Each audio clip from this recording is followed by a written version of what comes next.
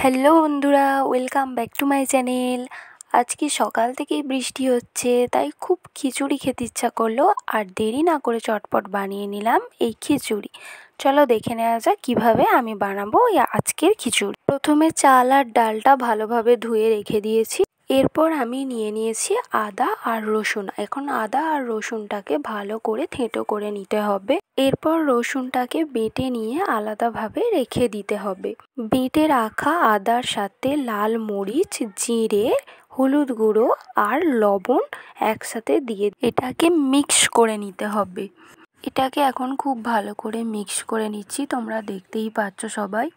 এই মশলাকে যতই মিক্স মেশিনে পেস্ট করো না কেন, শিলের বাটনায় কিন্তু পেস্ট করলে তার টেস্টটা কিন্তু একটা অন্য ধরনেরই হয়। তো বন্ধুরা দেখতেই পাচ্ছ, এখানে নিয়ে নিয়েছি পেস্ট করা রসুন, পেস্ট করা মশলা আর পেঁয়াজ কুচি।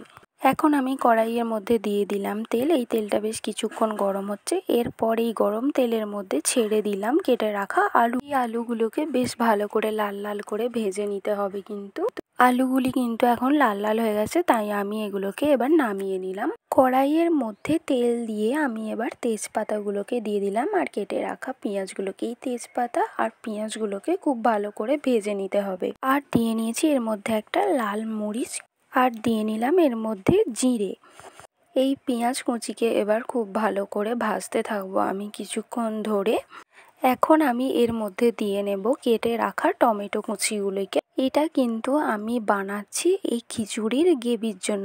এরপর আমি এর মধ্যে অ্যাড করে নেব পেস্ট করে রাখা রসুন।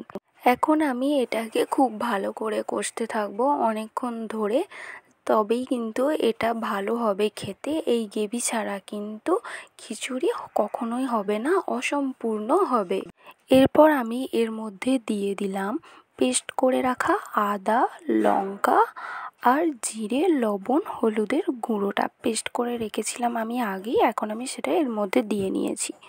এটাকে এখন আমি খুব ভালোভাবে আর অনেকক্ষণ ধরে কষতে থাকবো। এরপর আমি এর মধ্যে দিয়ে দেব সয়াবিন। এটা কিন্তু সয়াবিনের গ্রেভিটা আমি তৈরি করে নিচ্ছি, কারণ খিচুড়িতে এই সয়াবিনের গ্রেভিটা কিন্তু মাস্ট দিতেই হবে। এখন আমার গ্রেভিটা মোটামুটি রেডি, সব কিছুই আমি দিয়ে নিয়েছি। এবার এর মধ্যে দিয়ে নেব আমার পেস্ট করে রাখার যে বাটনার জলটা ছিল, সেটা এখন আমি এর মধ্যে দিয়ে নিলাম। দিয়ে একটু নাড়াচাড়া করে নিলাম, কারণ এটা একটু কিন্তু জুস জুস থাকবে, তবেই খিচুড়িতে দিতে পারবো।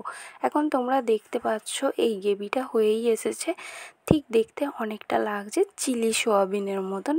তো এবার আমি হাঁড়ির মধ্যে দিয়ে নিয়েছি চাল আর ডাল। আগে আমি এটা ধুয়ে রেখেছিলাম, এখন জল দিয়ে এটা আমি বসিয়ে রাখলাম ওভেনের মধ্যে আর চাপা দিয়ে রাখলাম। এটা ততক্ষণ সেদ্ধ হতে থাকলো। 15 মিনিট হয়ে গেলে আমি চাপাটা খুলে দেখলাম সেদ্ধ হয়েছে কি। দেখলাম হ্যাঁ, মোটামুটি প্রায় সেদ্ধ।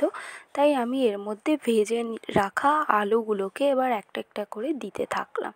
খিচুড়িতে আলু কিন্তু দিতে হবে, কারণ আলু দিলে খেতে আরও ভালো লাগে। এরপর আমি সেদ্ধ করে রাখা চাল ডালের সাথে সয়াবিনের গ্রেভিটা দিয়ে দিলাম। এই গ্রেভিটা দিয়ে এবার এটা কিছুক্ষণ ধরে নাড়াচাড়া করলাম এই খিচুড়ি সেদ্ধ করার জন্য। এবার চাপা দিয়ে রেখে দিলাম। এবার অনেকক্ষণ হয়ে গেলে চাপাটা খুলে দেখলাম সেদ্ধ হয়েছে কিনা। দেখলাম হ্যাঁ, সেদ্ধ হয়ে গেছে। আর এখন আমার খিচুড়ি রেডি। তাই দেরি না করে এবার আমি পরিবেশন করে নিলাম খাওয়ার জন্য এই খিচুড়ি। আজকে ভিডিওটি কেমন লাগলো অবশ্যই জানিও। ভালো লাগলে লাইক, কমেন্ট, শেয়ার করো।